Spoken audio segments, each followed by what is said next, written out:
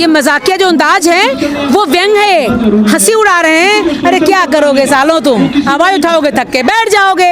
हम तो पूंजीपतियों की सरकार है साहब, हमारे में क्षमता नहीं थी। 70 सालों का हमने बयाना दे के 70 सालों में ये नहीं हुआ, 70 सालों में नहीं हुआ साहब, हम सब कुछ प्राइवेटाइजेशन कर देंगे। और हम तो कह रहे हैं अपने जमीर को भी निजीकरण कर दिया है, जितने सत्तासीन पार्टियां बैठी हुई हैं, इसलिए वो हंस रहे हैं।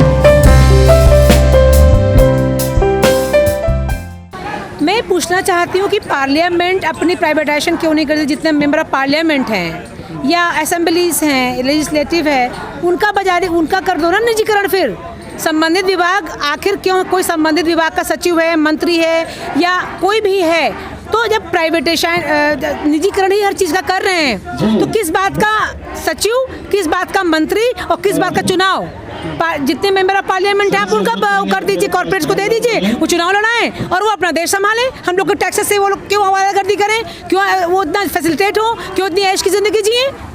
जब तुम सरकारी व्यवस्थाओं को नियामक अनुसार ठीक से सही नहीं कर सकते तो तुम मंत्री बनने का, चुनाव लड़ने का कोई अधिकार नहीं है। तुम क्यों लड़ रहे हो चुनाव? तुम क्यों बना रहे हो संबंधित विभाग? तुम क्यों गृह सचिव और शिक्षा मंत्री और शिक्षा सचिव बनने बैठे हुए हो जब तुम हर चीज़ का प्राइवेटाइजेशन कर रहे हो? क्योंकि शिक्षा और चिकित्सा जो समर्पण और सेवा की भावना से होना था, हमारे फंडामेंटल राइट्स थे, जो सरकार को इसको फ्री में देना चाहिए था। दुर्भाग्य की बात यह है कि शिक्षा और चिकित्सा दोनों का ही भयानक बाजारीकरण हो गया है, माफियाकरण हो गया है। मर के लोग पैसे देते हैं चिकित्सालय में जाके, अब अस्पतालों में निजी, और शिक्षा में अभिभावक मर के क्रेडिट कार्ड पे अपने घर को गिरवी रख के बच्चों की फीस जमा करता है। अभी सीबीएसई बोर्ड वालों ने 500 रुपए की जब बजाय 1500 रुपए कर दिया रजिस्ट्रेशन फीस। क्यों कर दिया है? माफियागिरी है ये, सेवा की भावना नहीं है। एनजीओ ट्रस्ट बनाया जाता है शिक्षा का। ट्रस्ट एनजीओ का मतलब क्या होता है? बेसिक मतलब क्या होता है? शिक्षा, समर्पण की भाव से सेवा करना, लेकिन सेवा नहीं हो रही है, माफियागिरी हो रही है, पैसे कमाए जा रहे हैं। अभिभावकों को, देश को चिकित्सा शिक्षा के नाम पर लूटा जा रहा है क्योंकि राजनीतिक संरक्षण प्राप्त है उनके, क्योंकि सारे राजनीतिक मंत्री नेताओं के उन पर शेयर है या वो मालिक हैं, इसलिए। मैम, जिस तरह से लगातार हम देख रहे हैं कि विरोध हो रहा है लेकिन सरकार पे जो है वो कोई खास फर्क नहीं पड़ रहा विरोध का, तो आपको कैसा लगता है कि ये जो प्रोटेस्ट है इसका कोई असर नहीं? देखिए, प्रोटेस्ट नहीं है ये, हम लोग एक्चुअली आज तक शिक्षा ऐसा रहा कि इसमें कोई नीति नहीं बनी। हम लोग इस पर आंदोलन नहीं कर रहे, नीति बनाने की मांग कर रहे हैं। इसमें शोषण हो रहा है। ऐसा पहला आंदोलन इंडिया में शिक्षा के लिए जो हो रहा है कि अभिभावक संघ आंदोलन कर रहा है कि भाई ऑनलाइन हम थे, ऑनलाइन फीस जमा करो, नो स्कूल नो फीस, बिना किसी नोटिफिकेशन के आपने ऑनलाइन पढ़ाई शुरू कर दी। ये नहीं, पेरेंट्स और टीचर और अभिभावक को बैठा के, सरकार को, अभिभावक को, स्कूल ओनर्स को बैठा के ये नहीं पूछा गया कि किसके पास कितना फैसिलिटी है। घर में ऑनलाइन पढ़ाई के लिए ऑनलाइन गैजेट्स बहुत स्मार्ट होना चाहिए, गैजेट्स होना चाहिए या स्मार्टफोन होना चाहिए, कुछ भी नहीं है। बस एक थोप दिया लगान, ये लगान वसूली कर रहे हैं। इसलिए अभिभावक सड़क पे आ गया है और अभिभावक ताल से ताल बजाएगा। देश के हर कोने कोने में हम लोग अभिभावक संघ जुड़ के सारे जने इस पर, हम लोग करीब 23,000 या 66,000 ट्वीट हो चुकी है। हर लोग अपना लाइव कर रहे हैं, धरना दे रहे हैं। हम लोग 4 महीने से कर रहे हैं, लगातार कर रहे हैं। सरकारें क्यों नहीं झुक रही? क्योंकि उनको इससे बहुत बड़ा फायदा हो रहा है। अभी एक आपको खुलासा कर दूं, मैं एक पब्लिशर से मैं आपके माध्यम से कहना चाह रही हूँ, सभी लोग सतर्क हो जाओ। पब्लिशर से एक पब्लिक जिनके यहाँ पे बुक छपती है, उन्होंने कहा संगीता जी, जितने पब्लिशर्स हैं वो नेताओं मंत्रियों से मिलकर मीटिंग कर रहे हैं कि हमारी जो 1,000 की बुक है 10,000 में बेचने के लिए 15 दिन स्कूल खोल दो, हमारी ड्रेसेस बिक जाएंगी, हमारे बुक्स बिक जाएंगे। उसके बाद कह देना कोरोना काल है, बच्चे मर जाएंगे तो हम बंद कर देंगे। मतलब 15 दिन के लिए स्कूल खोल दो उनकी बुक और उनका ये ड्रेस बेचने के लिए। ये लोग बच्चों, जो छोटे छोटे बच्चे हैं या जो बड़े बच्चे हैं, जो स्टूडेंट्स हैं, जो किसी भी प्रकार का अध्ययन कर रहे हैं, उनकी लाशों पर पैसा कमाना इनका धंधा हो गया है। मैम, कुछ महीने पहले शिक्षा नीति में बदलाव हुआ, टेलीविज़न मीडिया ने बड़े बड़े हेडलाइन और ब्रेकिंग चलाई कि कई दशकों बाद जो है शिक्षा नीति में बदलाव हुआ है। क्या वो बदलाव थे जब जो चीज़ें हैं, जो समस्याएं हैं वो वैसी की वैसी खड़ी हो? देखिए, वो बदलाव मीडिया टीआरपी के लिए करती है। मीडिया किसकी है? पूंजीपतियों की। पूंजीपति किसका है? सरकार किसकी? पूंजीपतियों की है।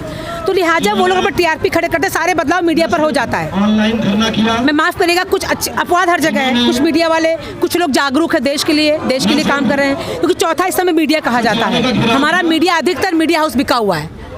जो छोटे मीडिया हाउस हैं या जो छोटे छोटे पोर्टल हैं या यूट्यूब चला रहे हैं, उनको तो मैं बहुत धन्यवाद देना चाहती हूँ कि हमारी आवाज़ें लोग तक पहुँचा रहे हैं। तो ये मीडिया में बिका, मीडिया में सारा कुछ ठीक हो जाता है। आप जाइए साहब, हमने तो सर्वे किया है, घरों में झुपड़ी झुग्गियों में वो नेटवर्क नहीं आ रहा है, हिंदुस्तान में नेटवर्क नहीं आ रहा है, पढ़ाई हो रही है, फीस वसूली जा रही है। क्यों? किस लिए?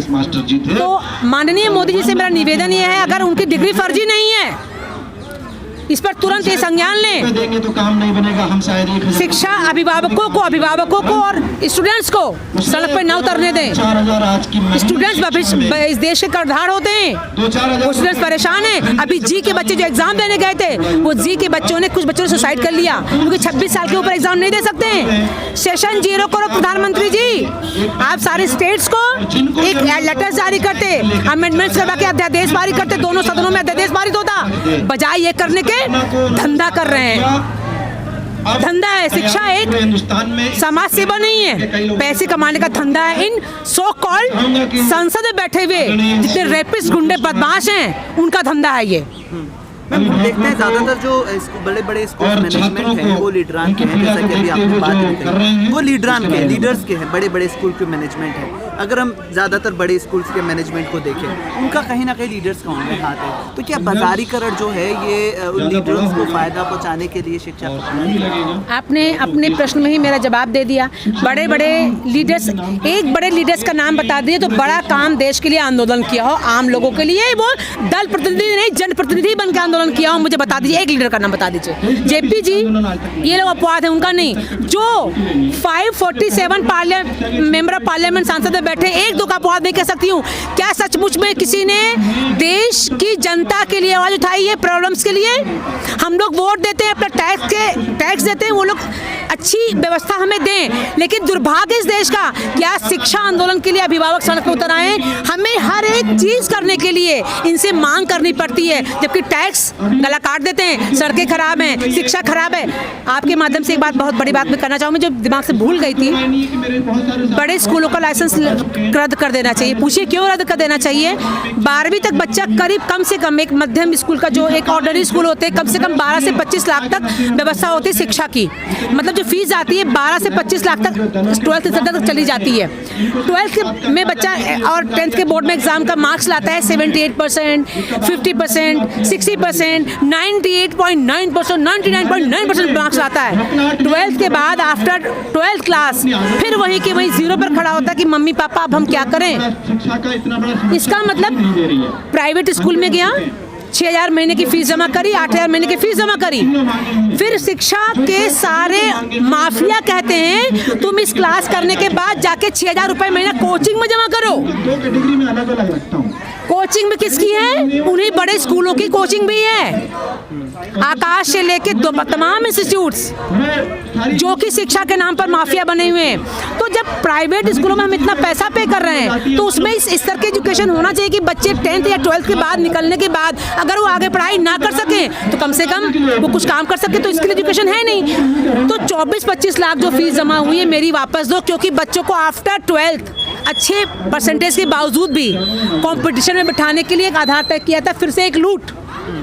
अब जब आधार किया था, सरकार ये क्यों नहीं कहती है कि हम इनको रोजगार नहीं दे सकते साहब? तो कंपटीशन के नाम पर रिजेक्शन प्रोसेस करते हैं। कंपटीशन प्रोसेस नहीं है, वो रिजेक्शन प्रोसेस है।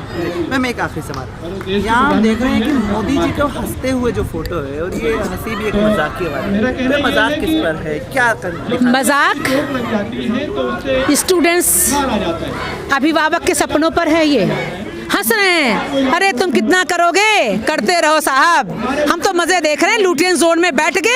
ये आम किसान, आम अभिभावक के ये हंसी उड़ा रहे हैं। ये मजाकिया जो अंदाज है वो व्यंग है, हंसी उड़ा रहे हैं। अरे क्या करोगे सालों, तुम आवाज उठाओगे थक के बैठ जाओगे। हम तो पूंजीपतियों की सरकार है साहब, हमारे में क्षमता नहीं थी। 70 सालों का हमने बयाना दे के 70 सालों में ये नहीं हुआ, 70 सालों में नहीं हुआ साहब, हम सब कुछ प्राइवेटाइजेशन कर देंगे। और हम तो कह रहे हैं अपने ज़मीर को भी उन्होंने निजीकरण कर दिया है, जितने सत्तासीन पार्टियां बैठी हुई हैं, इसलिए वो हंस रहे हैं।